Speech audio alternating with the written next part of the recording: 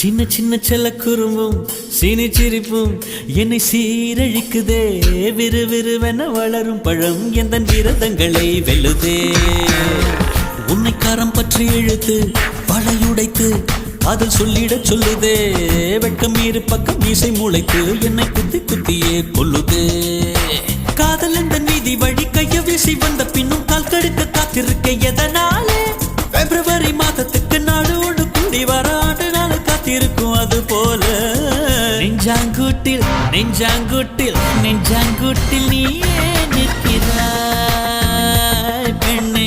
நெற்றி போட்டில் தீயை வைக்கிறாய். காதல் தானே இது, காதல் தானே.